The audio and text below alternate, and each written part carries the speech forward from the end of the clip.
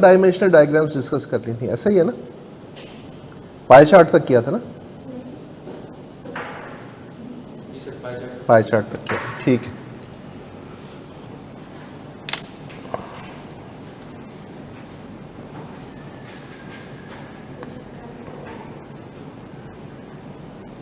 अच्छा बेटा, अब जो है ना हमारा, अब हम देखने जा रहे हैं बेटा हिस्टोग्राम। हिस्टोग्राम के बारे में जो पहली चीज़ हम देखेंगे वो ये है बेटा कि हिस्टोग्राम जो है ना, ये क्या है? टू डायमेंशनल डायग्राम है। जब हम कहते हैं कि ये टू डायमेंशनल डायग्राम है तो इसको में अब एक्स एक्सिस पर भी स्केल है, वाई एक्सिस पर भी स्केल है, ठीक है। इससे पहले जो वन डायमेंशनल डायग्राम्स थी उसमें हम एक एक्सिस पर स्केल करते थे, दूसरे एक्सिस पर क्या होता था? लेबल्स होते थे। अच्छा, इसीलिए हम इसको कहते हैं कि ये क्या है? ये एरिया डायग्राम है, क्योंकि अब दोनों एक्सिस पर स्केल हो रहा है, नंबर वन। हिस्टोग्राम की अगर कोई आपसे पूछे डेफिनेशन क्या है तो आप क्या कहेंगे? Histogram is a graph of frequency distribution. Histogram क्या चीज़ है? फ्रीक्वेंसी डिस्ट्रीब्यूशन के ग्राफ को, किसी भी फ्रीक्वेंसी डिस्ट्रीब्यूशन को अगर हम ग्राफ कर दें तो जो ग्राफ हमारे सामने आता है उसको हम कहते हैं ये हिस्टोग्राम है। एक बात। अच्छा, अब उसके बाद इसके अंदर हिस्टोग्राम से हमें एक बहुत इंपॉर्टेंट कॉन्सेप्ट हमारा चलता है। पहले एक हिस्टोग्राम बनाते हैं और उसके बाद फिर मैं आपको उसकी तरफ लेके चलता हूँ। हम बात कर रहे हैं बेटा हिस्टोग्राम की। तो हिस्टोग्राम जो है वो बनता है दो तरह की डिस्ट्रीब्यूशंस के लिए। एक है जिसको हम कहते हैं equal size of class interval, equal size of class interval.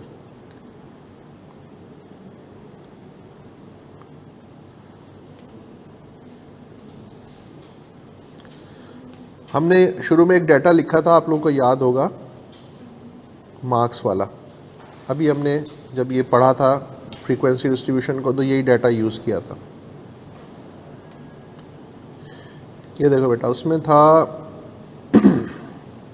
9.5 to 19.5, 19.5 to 29.5 to 39.5, 39.5 to 49.5, 49.5 to 59.5, 59.5 to 69.5 and 69.5 to 79.5, ठीक है। और इसकी फ्रीक्वेंसी अगर आपको याद हो तो वो थी 2, 4, 7, 10, 16, 8 और 3। ये वही डाटा है जो हम पहले यूज़ कर चुके हैं, याद है ना आप लोगों को? ये देखें, यहाँ पर हमने ये डाटा लिया था, ये वाला। तो मैंने डायरेक्ट क्लास बाउंड्री से लिया है, क्योंकि हिस्टोग्राम को बनाने के लिए आपको क्या चाहिए होता है? क्लास बाउंड्रीज रिक्वायर्ड होती हैं। हिस्टोग्राम किससे बनता है? क्लास बाउंड्री और फ्रीक्वेंसी से, दो चीज़ों से मिलकर बनता है। तो मैंने वही चीज़ यहाँ पर आपके सामने लिख ली है, ठीक हो गया। तो एक्स एक्सिस पर हम ले लेंगे, ये बेटा हमारे सामने,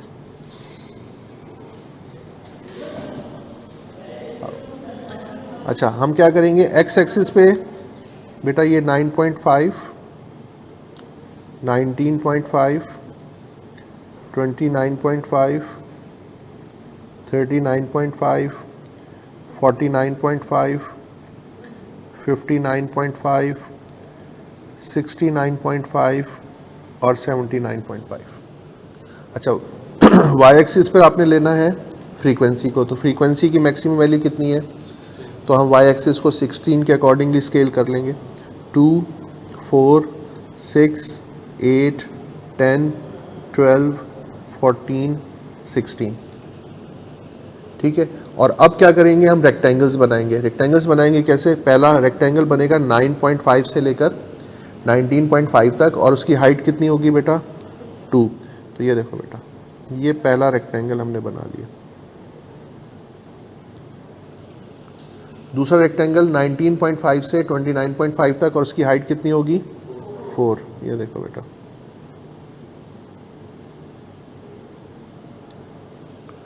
थर्ड होगा 7 तक का, ये 6, ये 7,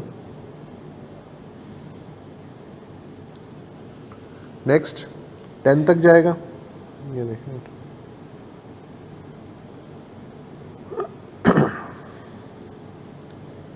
नेक्स्ट 16 तक जाएगा,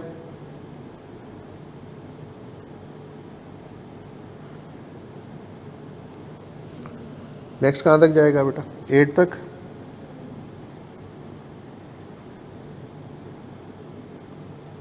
और लास्टली 3 तक।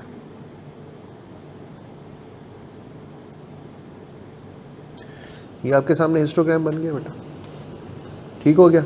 हिस्टोग्राम से हमें क्या मिलता है, हिस्टोग्राम से हमें मिलता है बेटा शेप ऑफ द डिस्ट्रीब्यूशन।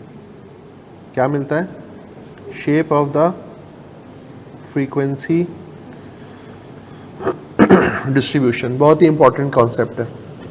अच्छा, कैसे मिलता है, सबसे पहला काम हम ये करेंगे कि ये जो हमने हिस्टोग्राम बनाया है, ये हिस्टोग्राम में जो हमारे पास रेक्टेंगल्स हैं, ये रेक्टेंगल्स कहाँ बने हैं, ये बने हैं क्लास बाउंड्रीज के ऊपर, ऐसा ही है, कहाँ बने, क्लास बाउंड्रीज पर। तो अब अगर 9.5 और 19.5 का मिड पॉइंट निकालेंगे तो क्या आएगा, 9.5 प्लस 19.5 डिवाइडेड बाय 2 क्या आएगा, 14.5। इस 14.5 को बेटा मैं यहाँ मार्क कर रहा हूँ इस रेक्टेंगल के अप साइड पर।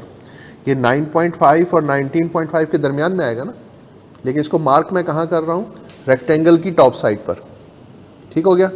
दूसरा मिड पॉइंट बनेगा मेरे पास 24.5, उसको मैं कहाँ मार्क कर रहा हूँ, सेकेंड रेक्टेंगल की टॉप साइड पर। तीसरा, चौथा, ये पांचवा, ये छठा और ये सातवां। ये मैंने क्या किया है, मिड पॉइंट्स को मार्क किया है, कहाँ पर, रेक्टेंगल्स में, किस जगह पर, टॉप साइड पर। और अब इन रेक्टेंगल्स को के जो मिड पॉइंट्स हैं, इनको मैंने क्या करना है, इनको मैंने स्ट्रेट लाइन से जोड़ देना है।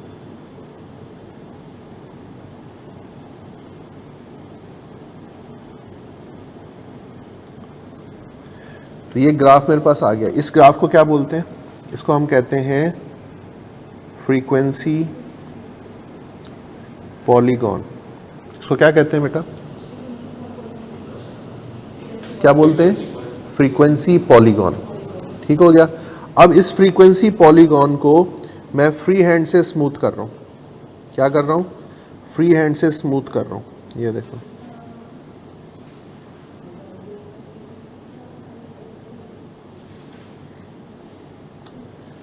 ठीक है, तो अब ये क्या कहलाएगा, इसको हम कहेंगे फ्रीक्वेंसी कर्व। इसको क्या कहेंगे, फ्रीक्वेंसी कर्व। फ्रीक्वेंसी पॉलीगॉन बनेगा स्ट्रेट लाइन से ज्वाइन करने से, और फ्रीक्वेंसी कर्व बनेगा फ्री हैंड से, ठीक है। तो इससे हमें क्या मिलेगा, shape of the frequency distribution. अच्छा, कैसे मिलेगी जरा देखें, ये देखें बेटा, ये आपके सामने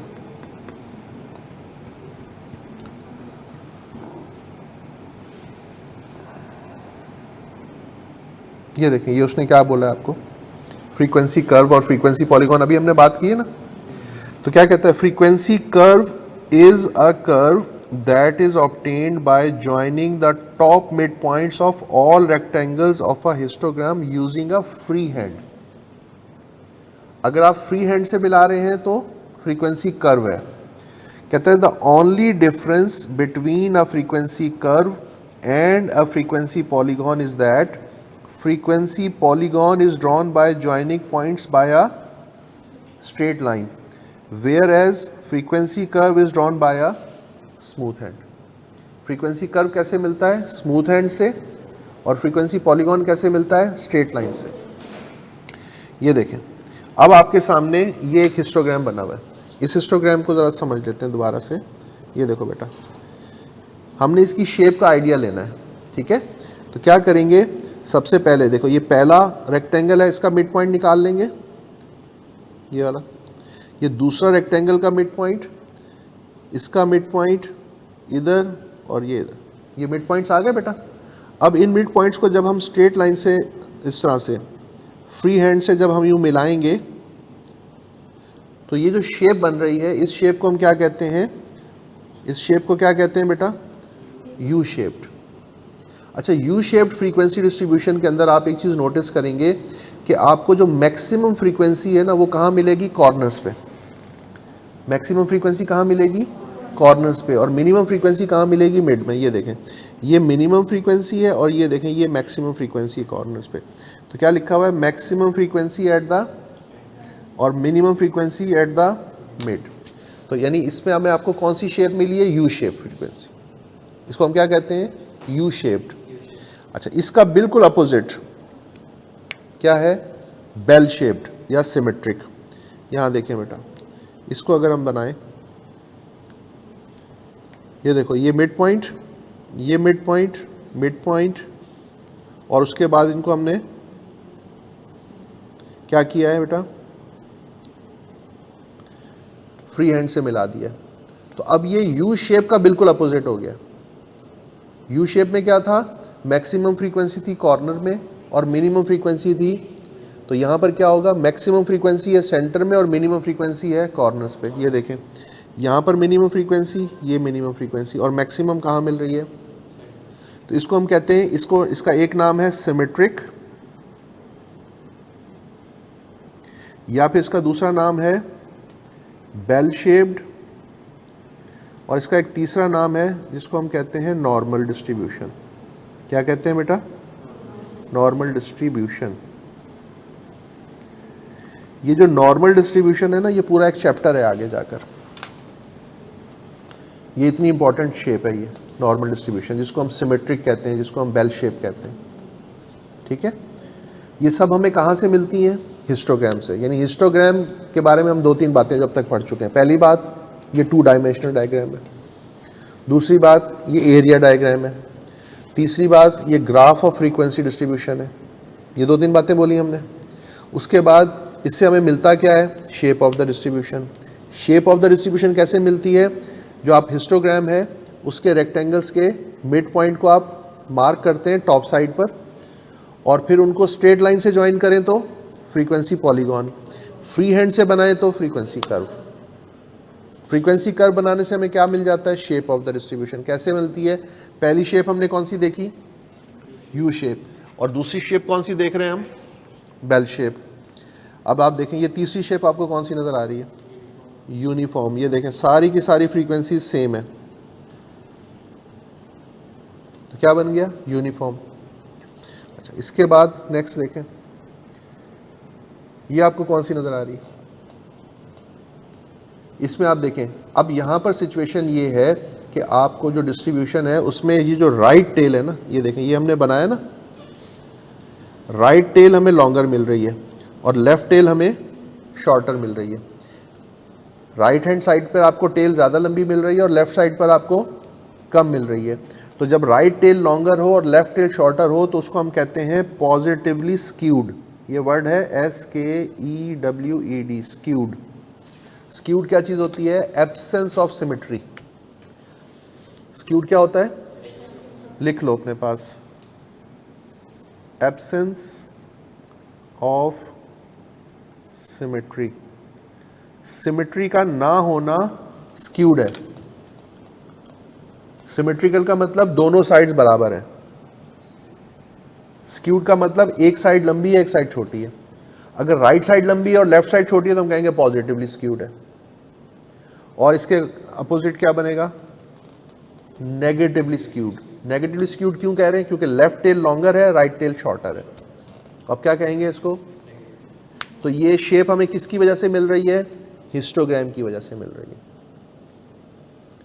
ये शेप किसकी वजह से मिल रही है बेटा, हिस्टोग्राम क्या चीज़ है उसके बारे में पहली बात, ये 2 डायमेंशनल डायग्राम है। रिपीट करते हैं, क्या है, ये क्या है, एरिया डायग्राम है। हिस्टोग्राम होता क्या है, graph of frequency distribution. Histogram क्या होता है, फ्रीक्वेंसी डिस्ट्रीब्यूशन के ग्राफ को कहते हैं। ठीक है, अच्छा, आगे इससे मिलता क्या है, इससे हम क्या बनाते हैं, फ्रीक्वेंसी पॉलीगॉन। इससे क्या बनाते हैं, फ्रीक्वेंसी कर्व। फ्रीक्वेंसी पॉलीगॉन कैसे मिलता है, रेक्टेंगल्स के मिड पॉइंट्स को स्ट्रेट लाइन से ज्वाइन करते हैं, फ्रीक्वेंसी पॉलीगॉन। उसको फ्री हैंड से मिलाएं तो फ्रीक्वेंसी कर्व। और उसके बाद शेप हमारे पास कितनी टाइप की आ गई, सबसे पहले हमने देखी यू शेप, दूसरी हमने देखी बेल शेप, सबसे इंपॉर्टेंट जो है वो बेल शेप्ड है, सबसे इंपॉर्टेंट है ये। तीसरी हमने टाइप कौन सी देखी, फिर उसके बाद हमने देखा पॉजिटिवली स्क्यूड, फिर हमने देखा नेगेटिवली स्क्यूड। ये सब हमें कहाँ से मिले, हिस्टोग्राम से मिले, हिस्टोग्राम से मिले। ठीक हो गया, आगे चलते हैं। ये क्लियर हुआ आप लोगों को? अच्छा, ये जो हमने हिस्टोग्राम बनाया था बेटा, ये किस टाइप ऑफ डिस्ट्रीब्यूशन के लिए था, या उसका साइज क्या था, equal size of class interval. यानी आप यहाँ देखें, जो गैप आपको नज़र आ रहा है, ये देखें 10 यूनिट्स का गैप है। यहाँ देखें, यहाँ देखें, हर क्लास के अंदर जो गैप है आपको कितना नज़र आ रहा है, 10 यूनिट्स का। यानी size of class interval through out the frequency distribution same है। तो उसके लिए जब हिस्टोग्राम बनेगा तो इस तरह से बन जाएगा। लेकिन कभी कभी ऐसा भी होता है कि जो आपका साइज ऑफ क्लास इंटरवल है वो सेम नहीं होता, फिर उसके लिए हिस्टोग्राम कैसे बनेगा वो भी ज़रा देखना है, वो भी इम्पॉर्टेंट है। ठीक है, चलें अब उस पर आते हैं। डेटा हम लेते हैं आपके स्टडी टेक्स्ट से।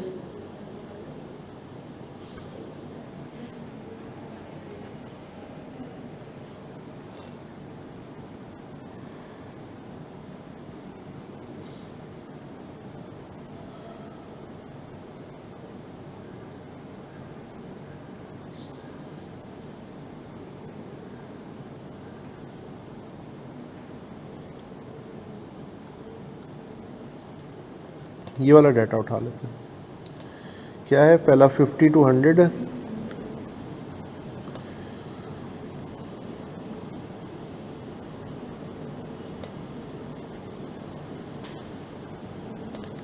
ये है बेटा 50 to 100, फिर है 100 से 200, 200 से 300, 300 to 500, और फिर है 500 एंड ओवर।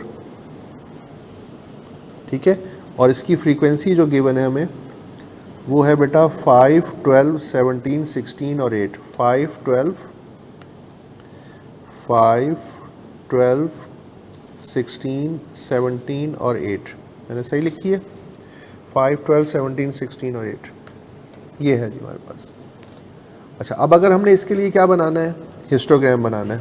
क्या बनाने जा रहे हैं बेटा, हिस्टोग्राम।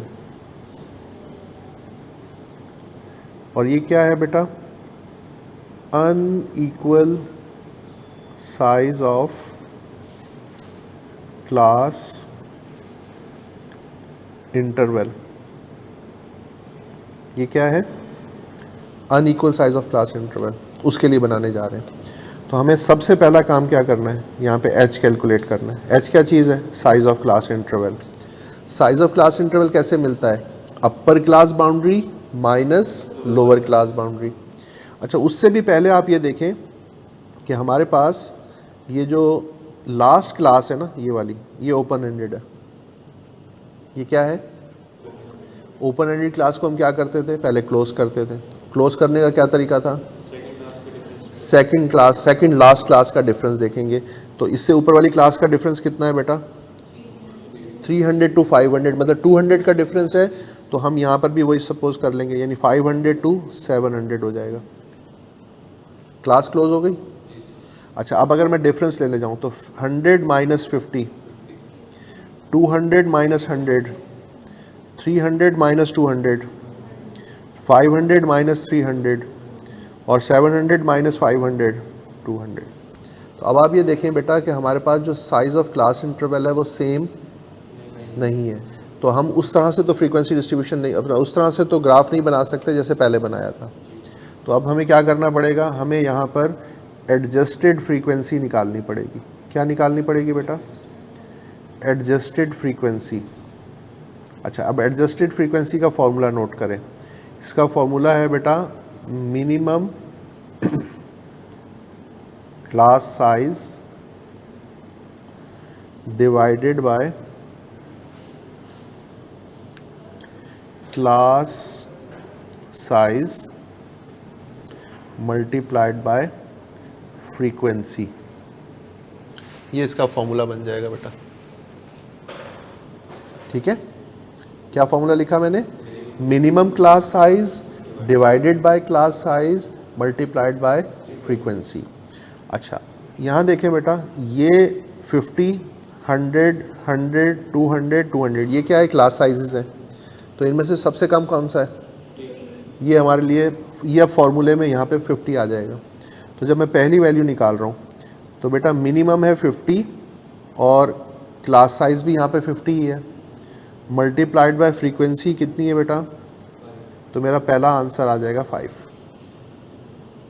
ठीक है। अच्छा सेकंड देखें, मिनिमम है 50, क्लास साइज है 100, ठीक है, मल्टीप्लाई करूँगा किससे, फ्रीक्वेंसी से, वो है 12, कितना हो गया 6। यहाँ देखें मिनिमम है 50, क्लास साइज है 100 और फ्रीक्वेंसी कितनी है बेटा 16, तो मेरा आंसर कितना आ जाएगा। यहाँ देखें बेटा मिनिमम है 50, क्लास साइज है और फ्रीक्वेंसी है बेटा, तो मेरा आंसर क्या आएगा 8.5। यहाँ देखें सॉरी 6, एक मिनट रुकिए, ये 17 था, ये वैल्यूज ठीक लिखी है मैंने, 5, 12, 17, 16 और 4, 5, 12, 16, ये 8 तो चलो सही हो गया। इसमें क्या मिस्टेक कर रहा हूँ मैं, 17, अच्छा उल्टी लिख दी मैंने, 17 ऊपर है और 16 नीचे है। ये वैल्यू बेटा 17 है, ये 16 है, ये वैल्यू बेटा 16 है और ये नहीं सॉरी, ये वैल्यू 17 है, ये वैल्यू 17 थी और ये वैल्यू 16 थी। मैंने गलत लिखा, तुम सब लोग बेहोश बैठे हुए हैं, किसी ने भी चेक नहीं किया ना। ये देखें पहली वैल्यू 17 है, दूसरी वैल्यू 16 है, चलो खैर कोई बात नहीं। तो अब क्या होगा बेटा, 50 divide by 200 multiplied by 16, answer क्या आ जाएगा 4। यहाँ देखो बेटा 50 divided by 200 multiplied by 8, answer क्या आएगा बेटा 2। हो गया, ये हमने एडजस्टेड फ्रीक्वेंसी निकाल ली। तो अब जब हम ग्राफ बनाएंगे तो एक्स एक्सिस पर तो हम लेंगे क्लासेस और वाई एक्सिस पर अब क्या लेंगे, एडजस्टेड फ्रीक्वेंसी, यानी अब इस फ्रीक्वेंसी को नहीं लेंगे, अब हम किसको लेंगे। हाँ स्क्रीन पॉज हो गई, क्यों भाई,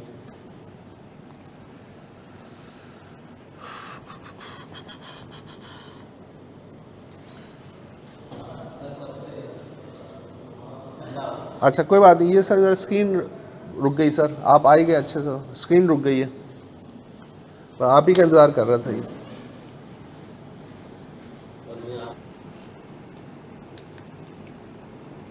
ये कैलकुलेशन समझ में आ गई बेटा। अच्छा अब इसको हम ज़रा प्लॉट कर लेते हैं यहाँ पर, ये देखें बेटा, ये आपका वाई एक्सिस और ये आपका एक्स एक्सिस, कहाँ से स्टार्ट हो रहा है बेटा, ये 9.5 सॉरी ये स्टार्ट हो रहा है 50 से और कहाँ तक जा रहा है 700 तक। ये बेटा 50, 100, 150, 200, 250, 300, 350, 400, 450, 500, 550, 600, 650, 700, ठीक है। अच्छा अब हमने वाई एक्सिस पे किसको लेना है, एडजस्टेड फ्रीक्वेंसी को। तो एडजस्टेड फ्रीक्वेंसी कहाँ से कहाँ तक है, अच्छा ये 8.5 था बेटा, ठीक है, तो 8.5 तक है। ये देखो बेटा, ये 2, ये 4, ये 6, ये 8 और ये 10, ठीक। अच्छा अब देखें पहली क्लास कहाँ से कहाँ तक है बेटा, और इसकी हाइट कितनी है, ये देखो बेटा, पहला रेक्टेंगल बनेगा 50 से 100 तक और इसकी हाइट है 5।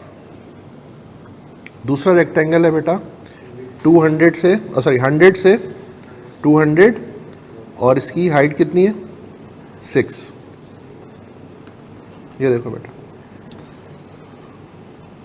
100 से 200 और इसकी हाइट है, नेक्स्ट कहाँ से कहाँ तक है बेटा, 200 से और हाइट कितनी है 8.5। ये बेटा ये 200 से 300 और ये हाइट आ गई बेटा 8.5। नेक्स्ट 300 से और हाइट कितनी है 4। ये बेटा 300 तो ये आ जाएगा बेटा 500 और ये हाइट आ गई 4, ये 500। ठीक है। नेक्स्ट है बेटा 500 टू 700 और हाइट कितनी है 2। ये बेटा 500 से 700 और ये हाइट आ गई इसकी 2। ठीक हो गया। ऐसा हम क्यों करते हैं बेटा, ऐसा हम इसलिए करते हैं क्योंकि ये एरिया डायग्राम है। क्या है, तो अगर मैं किसी चीज़ की विड्थ को बढ़ाऊंगा तो मुझे हाइट को एडजस्ट करना पड़ेगा, अगर मैं हाइट एडजस्ट नहीं करूंगा तो एरिया ज़्यादा शो होगा। ठीक है। तो यहाँ देखें बेटा, एक चीज़ नोटिस करें आप, हमने स्टैंडर्ड किसको बनाया है 50 से 100 वाले को, यानी इसको स्टैंडर्ड बनाया है ना। तो नेक्स्ट क्लास इसका क्या है, डबल है। इसका क्या है, तो आप देखें हमने फ्रीक्वेंसी को हाफ कर लिया है। जब विड्थ डबल हुई है तो फ्रीक्वेंसी को हमने हाफ कर लिया है। समझ में आ रही बात। यहाँ देखें ये है 200 से 300 कितना है, यानी उसका डबल है, हमारे स्टैंडर्ड का डबल है। तो आप देखें मैंने 17 को हाफ कर लिया। समझ में आ रही बात। यहाँ देखें ये है 200 ये हमारे स्टैंडर्ड का 4 टाइम्स है, तो हमने फ्रीक्वेंसी को 4 टाइम्स कम कर लिया। 16 को हमने 4 कर लिया। ठीक हो गया। इसी तरह ये देखें ये भी 4 टाइम्स है, तो हमने 8 को 4 टाइम्स कम कर लिया।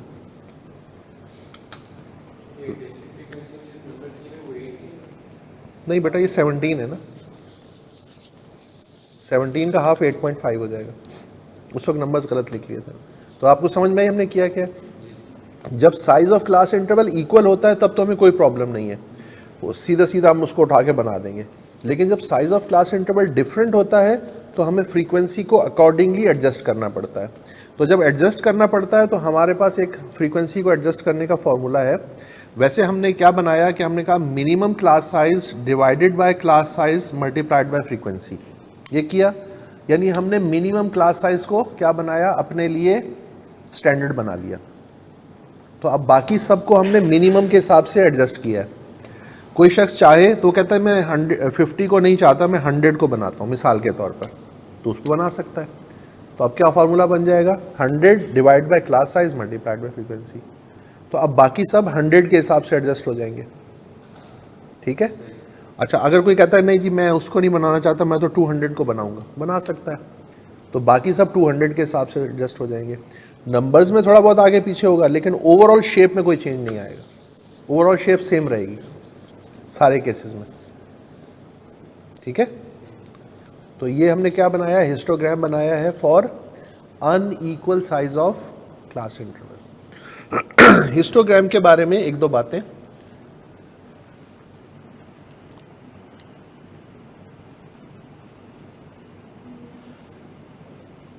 जी, अब हिस्टोग्राम के बारे में एक दो बातें। क्या क्या हमने पढ़ा अब तक। सबसे पहले हिस्टोग्राम होता क्या है,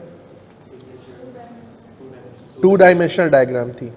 दूसरी बात क्या बोली थी इसके बारे में, एरिया डायग्राम है ये।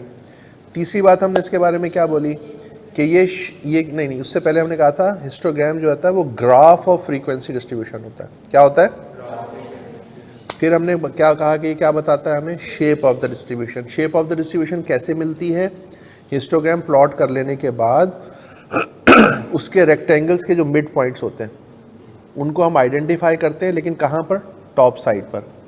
उन मिड पॉइंट्स को हम स्ट्रेट लाइन से जब ज्वाइन करते हैं तो हमें क्या मिलता है, फ्रीक्वेंसी पॉलीगॉन। उन पॉइंट्स को अगर हम फ्री हैंड से मिलाएं तो फ्रीक्वेंसी कर्व, फ्रीक्वेंसी कर्व या फ्रीक्वेंसी पॉलीगॉन से हमें मिलता क्या है? Shape of the distribution. Shape of the distribution कौन कौन सी थी? सबसे पहले देखी हमने यू शेप, फिर दूसरी देखी, फिर देखी यूनिफॉर्म, फिर पॉजिटिवली स्क्यूड, फिर देखी, और सबसे इंपॉर्टेंट कौन सी है? या सिमेट्रिकल या नॉर्मल। ठीक है, हिस्टोग्राम हम equal size of class interval के लिए भी बनाते हैं, अनइक्वल के लिए भी बनाते हैं। इक्वल के अंदर हमें कोई प्रॉब्लम नहीं है, एज इट इज प्लॉट कर देते हैं। अनइक्वल के लिए जब बना रहे होते हैं तो फिर हमें फ्रीक्वेंसी को एडजस्ट करना पड़ता है अकॉर्डिंग टू विड्थ, क्योंकि एरिया डायग्राम है ना। तो अगर कोई चीज़ हम बढ़ाएंगे, एरिया क्या होता है? लेंथ इनटू ब्रेड्थ या लेंथ इनटू विड्थ। तो अगर मैं विड्थ को बढ़ाऊंगा तो हाइट को, अदरवाइज एरिया, ठीक हो गया। एरिया सेम रखने के लिए हमें एडजस्टमेंट करनी पड़ती है। ये क्लियर हो गई बात। अब हम आते हैं हिस्टोग्राम के ऊपर दोबारा। यहां पर देखें बेटा, उसने हमें कुछ की डिफरेंसेस बताए हैं किसके दरमियान? हिस्टोग्राम और बार ग्राफ के दरमियान। इससे पहले बार चार्ट बनाकर आए थे ना हम लोग, उसमें और इसमें क्या डिफरेंस है?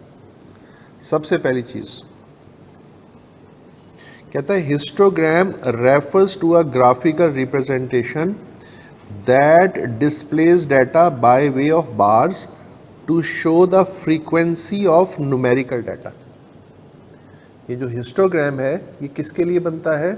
ये न्यूमेरिकल डाटा के लिए बनता है, जबकि a bar graph is a pictorial representation of data that uses bars to compare different categories of data. जबकि वहां पर कैटेगोरिकल डाटा होता है। वहां पर कौन सा डाटा होता है? Categorical data. कौन सा? Qualitative data. ठीक है, बार चार्ट हम उसके लिए यूज करते हैं, और ये हम किसके लिए यूज करते हैं? न्यूमेरिकल डाटा के लिए। दूसरी बात कहता है that uses bars to compare different categories of data. Bar chart के थ्रू हम एक से ज़्यादा वेरिएबल्स को एट ए टाइम कंपेयर करके दिखा सकते हैं। बार चार्ट में एक से ज़्यादा वेरिएबल्स को एट अ टाइम हम कंपेयर करके, इसके कंपैरिजन में जो हिस्टोग्राम होता है वो एक ही वेरिएबल के ऊपर बनता है। अभी हमने एग्जांपल ली, ये देखें, यहां देखें, ये कौन सा डाटा है? आ रहा है नजर? क्या लिखा हुआ नजर आ रहा है? नहीं, ये क्या लिखा हुआ है? ये वेरिएबल का नाम क्या लिखा हुआ है? सिर्फ मार्क्स का डाटा है, ओनली मार्क्स, एक ही वेरिएबल है। उस वेरिएबल की रेंज गिवन है 9.5 से 19.5, 19.5 से 29.5, लेकिन वेरिएबल एक ही है। जबकि बार चार्ट क्या करता है? वो डिफरेंट वेरिएबल्स को एट ए टाइम दिखा देता है। यानी बार चार्ट को आप कंपेयर करने के लिए यूज कर सकते हैं, हिस्टोग्राम कंपेयर करने के लिए वो एक ही वेरिएबल को दिखा रहा होता है। बात समझ में आ रही है? ये पहला पॉइंट क्लियर हुआ।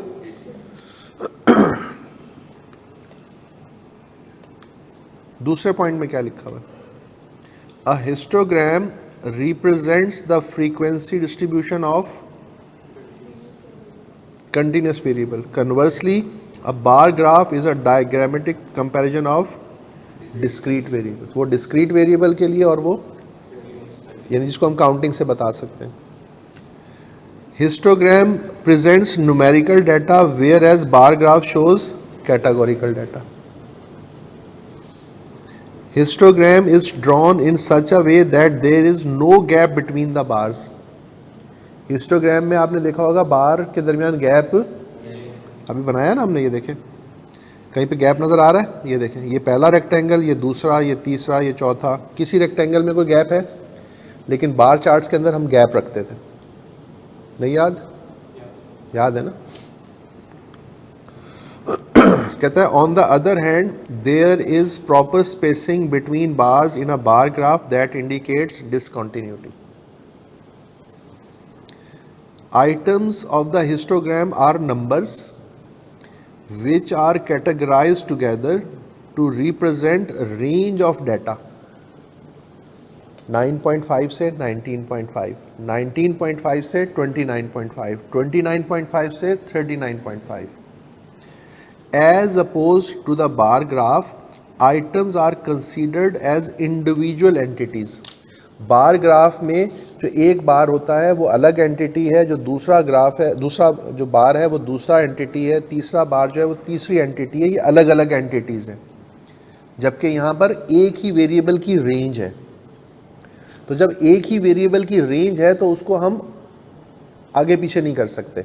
यानी मैं ये नहीं कर सकता कि मैं ये दरमियान में जो मेरे पास रेक्टेंगल है, यानी मैं 39.5 से 49.5 वाला रेक्टेंगल उठा के पहले ले आऊँ और ये वाला उठा के आगे ले जाऊँ। ऐसा कर सकता हूँ?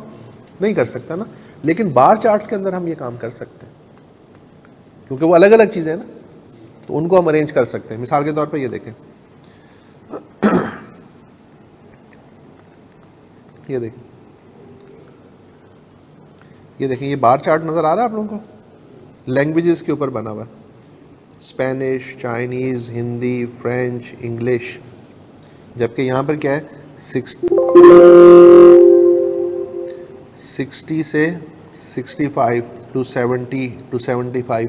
यहाँ पे मैं रेक्टेंगल्स को अरेंज नहीं कर सकता, लेकिन यहाँ पे मैं काम कर सकता हूँ। स्पेनिश को आखिर में ले जाओ, इंग्लिश को पहले ले कर लो।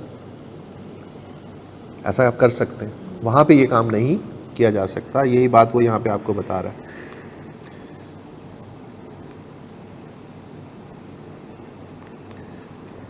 कहता है in the case of bar graph it is quite common to rearrange the blocks from the highest to lowest. Rearrange करना चाहें तो कर सकते हैं, but with histogram this can not be done as they are shown in the sequence of classes. वहाँ पे ये काम नहीं कर सकते। The width of rectangular blocks in a histogram may or may not be the same.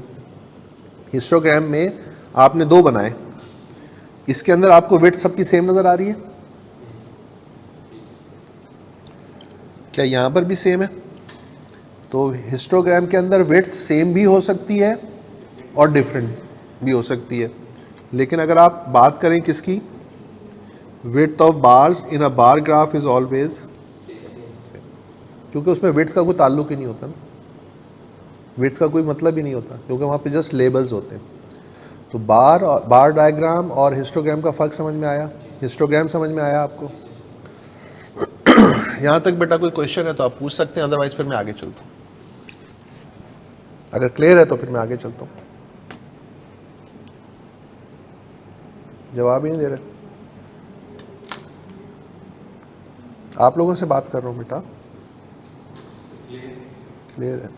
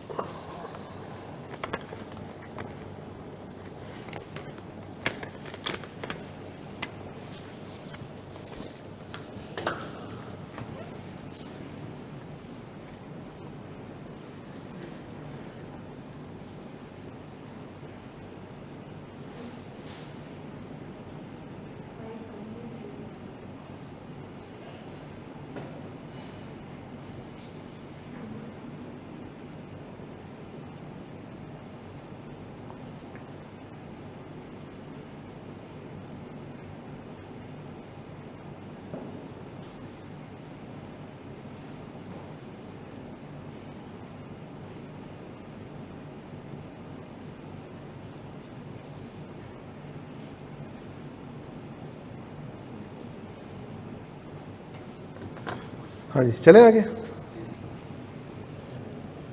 Okay बेटा।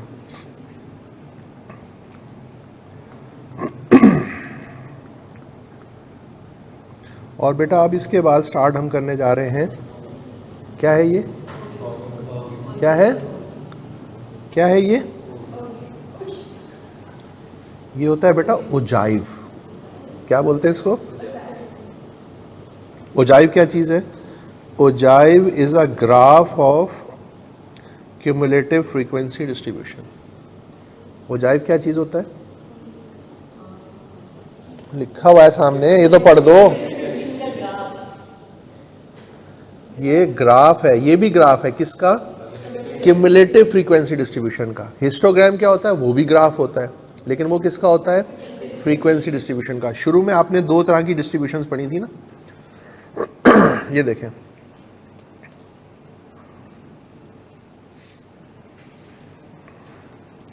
ये आपने फ्रीक्वेंसी डिस्ट्रीब्यूशन बनाई थी, इसको ग्राफ करेंगे तो क्या मिलेगा, हिस्टोग्राम। और इसके बाद फिर आपने क्यूमुलेटिव फ्रीक्वेंसी डिस्ट्रीब्यूशन बनाई थी, एक लेस देन वाली बनाई थी और एक, इनको ग्राफ करेंगे तो क्या मिलेगा, ओजाइव। समझ में आ रही बात? अच्छा, एक चीज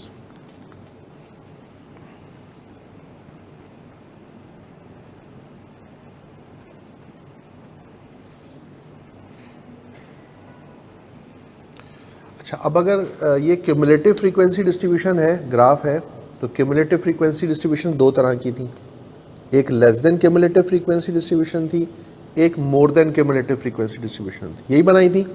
तो फिर ओजाइव भी दो तरह के होंगे, एक लेस देन ओजाइव होगा, एक मोर देन ओजाइव होगा। ठीक है, तो अब हम, उसने क्या कहा है, कहता है draw a less than ogive for the following frequency distribution. इस फ्रीक्वेंसी डिस्ट्रीब्यूशन के लिए क्या बनाना है आपको, लेस देन ओजाइव बनाना है। ओके, सबसे पहली चीज़ तो आपको ये याद रखनी है बेटा कि जब हम लेस देन ओजाइव बना रहे होंगे तो उस वक्त हम कौन सी क्लास बाउंड्रीज यूज़ करेंगे, अपर क्लास बाउंड्रीज। क्या यूज़ करेंगे, क्यों ऐसा करेंगे, क्योंकि less than cumulative frequency distribution में भी हमने अपर क्लास बाउंड्रीज यूज़ की थी। नहीं याद होगा, नहीं याद, तुम्हारी शक्लें बता रही हैं कि नहीं याद, तुम्हारी शक्लें देख के एकदम ही हो जाते हो तुम लोग, पता चलता है यहीं सामने आ जाता है कि कुछ याद नहीं आ रहा। ये देखो बेटा, ये देखो, ये लेस देन ओजाइव बनाया था, इसमें हमने क्या यूज़ किया था, ये अपर क्लास बाउंड्री, यहाँ पे हमने लिखा था लेस देन 19.5, ये वाली यूज़ की थी। यहाँ क्या लिखा था, लेस देन 29.5। तो ये सब की सब क्या है, अपर क्लास बाउंड्रीज है। ठीक है, तो वहाँ पर हम क्या यूज़ करेंगे, अपर क्लास बाउंड्रीज। ठीक है, दूसरी बात हमें चाहिए होती है क्यूमुलेटिव फ्रीक्वेंसी। क्यूमुलेटिव फ्रीक्वेंसी कैसे बनती है, ये 4 एज इट इज़ आ गया, इस 4 में ये देखें 4 + 6 किया तो 10 आ गया, फिर 10 + 10 करेंगे, फिर 20 + 8 करेंगे, और फिर 28 + 4 करेंगे तो 32। ये हमारे पास CF आ गया। ठीक है, अब यहाँ पर देखें हमने एक टेबल बनाया हुआ है, इस टेबल में फर्स्ट रो में हमने क्या लिखा है, अपर क्लास बाउंड्री या अपर क्लास लिमिट्स। तो पहली अपर क्लास लिमिट है 4, फिर है 8, फिर है 12, फिर है 16 और फिर है 20। ऐसा ही है? ओके, उसके बाद CF में पहली वैल्यू क्या है बेटा, दूसरी वैल्यू क्या है, तीसरी वैल्यू क्या है, फिर क्या है, फिर क्या है, 32। ठीक हो गया। अब देखें यहाँ कहता है प्लॉट द पॉइंट्स, इनको हम यहाँ पे मिला के बना लेंगे, 4 4, 8 10, 12 20, 16 28 और 20 एंड 32। ठीक है, तो पहला पॉइंट क्या होता है, x, और दूसरा क्या होता है, y। तो ये x y के पॉइंट्स बनना शुरू हो जाएंगे। x की रेंज कहाँ से कहाँ तक है, 4 से लेकर, और y की रेंज कहाँ है, 4 से लेकर, तो इसको भी देख लेते हैं यहाँ पर। ये देखो बेटा, ये आ गया आपका y एक्सिस और ये आ गया आपका x एक्सिस। ये कहाँ से था बेटा, 4 8 12 16 20, और y एक्सिस कहाँ तक था, तो बेटा 4 8 12 16 20 24 28, हाँ ले लो, 32। ठीक है बेटा। अच्छा, अब पहला पॉइंट क्या था वहाँ पर, 4 एंड 4, ये रहा। तो बेटा ये 4 और ये 4, दूसरा था वहाँ पे 8 एंड 10। तो बेटा ये 8 और 10 यहाँ कहीं होगा, नेक्स्ट पॉइंट है 12 एंड 20, ये 12 और ये 20।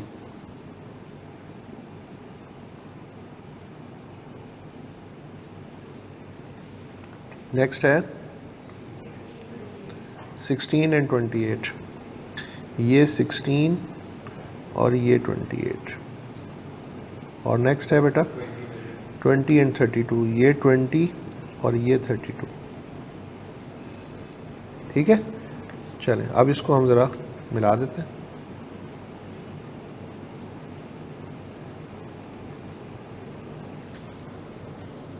तो ये क्या बन गया बेटा, ओगिव, ये ओजाइव बन गया। और ये कौन सा वाला है, less than ogive. Less than ogive के अंदर जो चीज़ आप सबसे पहले नोटिस करेंगे, इसका जो स्लोप है ना, इसका जो स्लोप है वो कौन सा होगा। स्लोप समझते क्या होता है?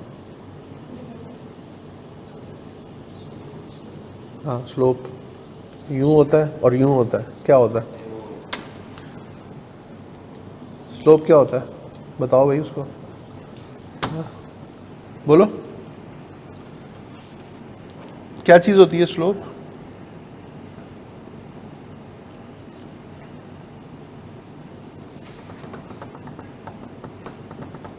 जी, स्लोप बेसिकली आपको ये बताता है कि आपका डिपेंडेंट वेरिएबल कितने यूनिट से चेंज होगा जब आपका इंडिपेंडेंट वेरिएबल 1 यूनिट से चेंज होगा।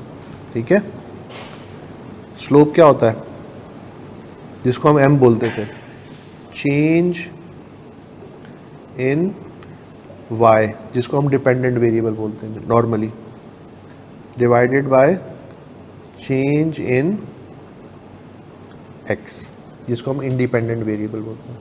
तो आपको स्लोप क्या बताता है, per unit change in dependent variable. कौन सा variable? Dependent variable for a 1 unit change in independent variable.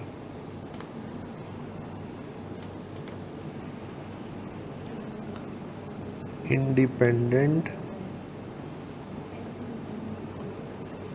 Variable. ठीक है, अच्छा अब एक तो ये होता है, ये जो हमारे पास स्लोप आ रहा है इसका स्लोप पॉजिटिव है। पॉजिटिव होने का मतलब समझते हो, जब x इंक्रीज होगा तो y भी इंक्रीज हो जाएगा, x डिक्रीज होगा तो y भी डिक्रीज हो जाएगा। तो इसका स्लोप है पॉजिटिव। पॉजिटिव स्लोप कौन सा होता है, जो लेफ्ट से राइट की तरफ जाए, लोअर एंड से अपर एंड की तरफ जाए, उसको हम क्या बोलते हैं, पॉजिटिव स्लोप। तो इसका स्लोप आपको क्या मिलेगा, पॉजिटिव मिलेगा। किसका? लेस देन ओजाइव का। इसका स्लोप हमें मिलेगा पॉजिटिव। लेस देन ओजाइव का स्लोप कैसा मिलेगा, पॉजिटिव मिलेगा। और अब हम बनाने जा रहे हैं more than ogive. More than ogive के लिए वापस आए इस पर, अब इसको ज़रा मैं क्लियर कर रहा हूँ, ये देखें। मोर देन ओजाइव के लिए हमें चाहिए बेटा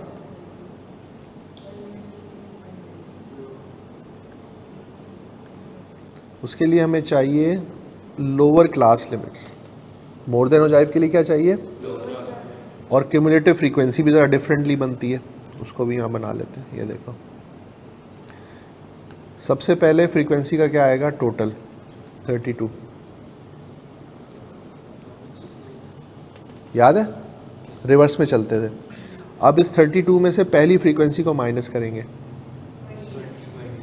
28 में से नेक्स्ट वैल्यू को माइनस करेंगे, उसमें से नेक्स्ट वैल्यू को माइनस करेंगे, उसमें से नेक्स्ट वैल्यू को माइनस करेंगे, 4।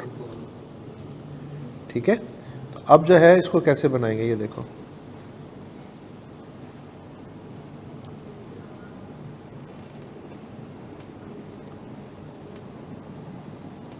सबसे पहला काम, यहाँ अपर की जगह आप क्या आ जाएगा, लोअर। तो लोअर क्या है बेटा, 0, 4, 8, 12 और 16। ठीक है, और अब फ्रीक्वेंसी 32, 28, 22, 12 और 4। अब प्लॉट द पॉइंट क्या होगा, 0, 32, 4, 28, 8, 22, 12, 12 और 16, 4। ठीक है, वापस चलते हैं, सेम स्केल के ऊपर मोर देन और जायद भी बना देते हैं। अब पहला पॉइंट था 0 एंड 32, यही था। तो 0 और 32 कहाँ मिलेगा बेटा, ये इस जगह पे, ये वाला पॉइंट y एक्सिस पे x 0 होता है। दूसरा पॉइंट है 4 एंड 28, बेटा ये 4 और ये रहा 28। ठीक है, नेक्स्ट पॉइंट है 8 एंड 22। ये देखो बेटा, ये 8, ये 20 और ये 22। नेक्स्ट है बेटा आपके पास 12 एंड 12, ये 12 और ये 12। नेक्स्ट है बेटा 16 एंड 4, ये 16 और ये 4। ठीक है, तो अब उसी तरह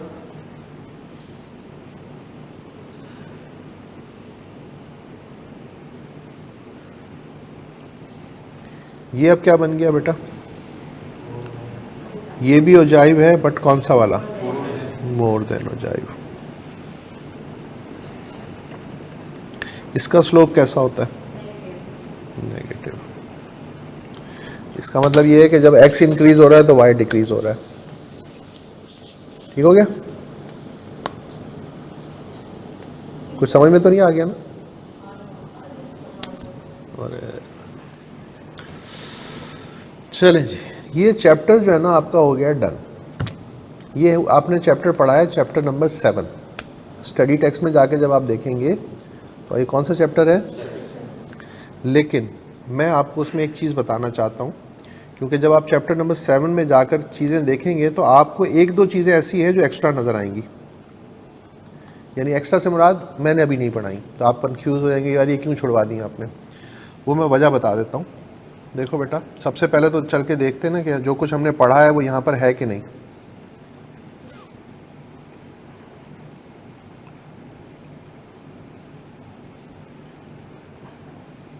ये है बेटा आपका चैप्टर नंबर 7। ठीक है, ये अभी आपने पढ़ा है, डाटा कलेक्शन एंड रिप्रेजेंटेशन। ये देखो बेटा, आपने ये पढ़ा था डाटा क्या होता है। Data is a term that refers to facts and figures. Data के बारे में हमने यही कहा था। फिर हमने कहा था कि डाटा न्यूमेरिकल भी होता है, कैटेगोरिकल भी होता है। न्यूमेरिकल यानी क्वांटिटेटिव और क्वालिटेटिव। फिर हमने कहा था कि डिस्क्रीट भी होता है और कंटिन्यूस भी होता है। फिर हमने कहा था ये नॉमिनल भी होता है और ऑर्डिनल भी होता है। फिर उसके बाद आगे चलें, ये मैंने आपको नहीं पढ़ाया था और इसकी ज़रूरत भी नहीं है अभी। फिर हमने पढ़ा था प्राइमरी एंड सेकेंडरी, पढ़ा था। फिर हमने पढ़ा था पॉपुलेशन एंड सैंपल, ये भी देखा था। स्ट्रक्चर्ड और अनस्ट्रक्चर्ड देखने की ज़रूरत नहीं है। क्वालिटी ऑफ डाटा, कोई ऐसी साइंस नहीं है इसके अंदर, बड़ी सिंपल सी बात है। यानी क्वालिटी डाटा कौन सा डाटा होता है, जो कंप्लीट हो, जो रेलेवेंट हो, जो टाइमली मिले, जो जिसमें डिटेल हो बहुत ज़्यादा, क्लियर और अंडरस्टैंडेबल हो। कोई ऐसी साइंस नहीं है जो।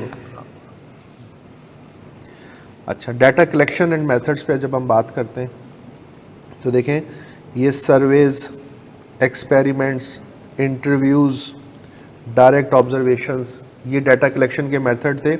ये आपको अगर याद हो तो हमने कहाँ पढ़े थे, ये हमने पढ़े थे सोर्सेज ऑफ डाटा के अंदर।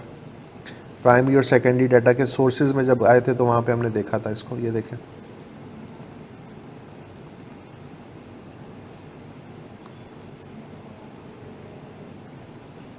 ये देखें, ये प्राइमरी और सेकेंडरी डाटा आ गया। इसमें ये देखें, surveys, observations, experiments, questionnaire, personal interview, देखा वहाँ पर भी ये कुछ लिखा हुआ। अच्छा, और आगे देखें, उसके बाद बेटा फिर यहाँ पे स्टार्ट हो जाता था डाटा ऑर्गेनाइजेशन एंड समरी, जिसको हमने कहा था फ्रीक्वेंसी टेबल्स। या फ्रीक्वेंसी डिस्ट्रीब्यूशंस, तो वहाँ हमने डिस्क्रीट के लिए भी बनाई थी, कंटिन्यूस के लिए भी बनाई थी, याद है? ये वही चीज़ें चल रही हैं। हम यहाँ पे देखें, ये देखें फ्रीक्वेंसी डिस्ट्रीब्यूशन आ गया, उसने फिर आप इसको फिर वो सिर्फ एक्सप्लेन कर रहा है, आखिर में देखें ये बना के दिखाया उसने। टैली थी, टैली बनाई थी, यहाँ से देखें, ये देखें हमने number of visits, frequency, class boundaries बनाई थी, क्लास विड्थ एच जो हमने कैलकुलेट करना सीखा था, मिड पॉइंट भी देखा था, वहाँ पे दो चीज़ें एक्स्ट्रा और देखी थी, रिलेटिव फ्रीक्वेंसी भी देखी थी, क्यूमुलेटिव फ्रीक्वेंसी भी देखी थी।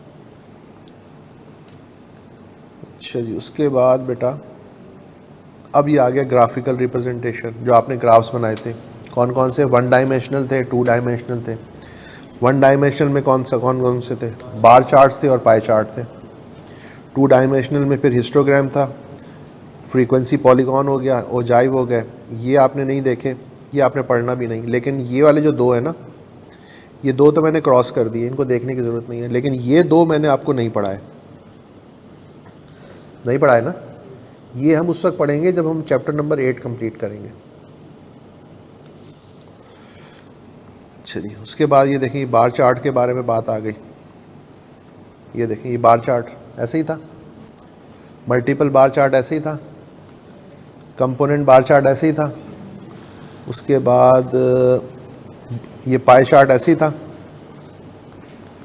फिर ये हिस्टोग्राम आ गया। हिस्टोग्राम क्या है, is a graph of group frequency distribution, यही पढ़ा था आपने, ये उसने आपको बना के दिखाया। फिर इक्वल साइज़ के लिए, फिर अनइक्वल के लिए, when the class intervals are not same, तो फिर हमने एडजस्टेड फ्रीक्वेंसी बनाई थी। ये देखें, ये एडजस्टेड फ्रीक्वेंसी का यही फॉर्मूला हमने वहाँ पे यूज़ किया है, ठीक है, ओके। उसके बाद बेटा ये देखें, यही बना, इसी एग्जाम्पल से बनाया था, तो देखें हमारा भी इसी किस्म का बना था। फ्रीक्वेंसी पॉलीगॉन आ गया बेटा, उसके बाद ये ओजाइव आ गया, क्या है, an ogive is a graph of cumulative frequency distribution, यही पढ़ा हमने। ये उसने एक ओजाइव भी आपको बना के दिखा दिया, ठीक है। अच्छा, अब उसके बाद ये चीज़ें फिर हमने नहीं पढ़ी, तो क्या है, परसेंटाइल, डीसाइल, क्वार्टाइल। ये क्यों नहीं पढ़ी, इसलिए नहीं पढ़ी कि ये आगे की चीज़ें हैं, उसने यहाँ पे उनके नाम लिख दिए। ये जब हम अगला चैप्टर कंप्लीट करेंगे तो जो चीज़ें अब यहाँ पे हमने नहीं पढ़ी वो सब कंप्लीट हो जाएंगी हमारी। मैं बता इसलिए रहा हूँ कि ऐसा ना हो कि जब आप घर जाके ये देखें तो आपको लगे कि ये क्यों नहीं पढ़ाया हमें। ओके, उसके बाद ये चीज़ मैंने अभी आपको नहीं पढ़ाई है, स्टेम एंड लीफ हम आगे जाके पढ़ेंगे, जब वो अगला चैप्टर पढ़ेंगे तो फिर स्टेम एंड लीफ उसके बाद पढ़ेंगे। उसके बाद मैंने आपको ये बॉक्स एंड विस्कर प्लॉट भी अभी नहीं पढ़ाया। क्यों नहीं पढ़ाया, जब मुझे लोअर क्वार्टाइल नहीं बताया, मैंने मीडियन नहीं बताया, मैंने अपर क्वार्टाइल नहीं बताया, तो ये कैसे बताऊंगा, वो यहाँ पे है ही नहीं, सिर्फ नाम लिखे हुए उनके। ये हैं कौन से टॉपिक, अगले चैप्टर के टॉपिक है। आप लोगों से बात कर रहा हूँ तो फेस एक्सप्रेशन ही चेंज कर लिया करो, घरे बैठे रहते हो, ठीक है। और उसके बाद आपने जो चीज़ पढ़ी है यहाँ पर वो क्या है, ये मैंने नहीं पढ़ाया आपको, ये पढ़ना भी नहीं है, ज़रूरत भी नहीं है इसकी। शेप ऑफ द डिस्ट्रीब्यूशन पढ़ी हमने, पढ़ी ना अभी, शेप,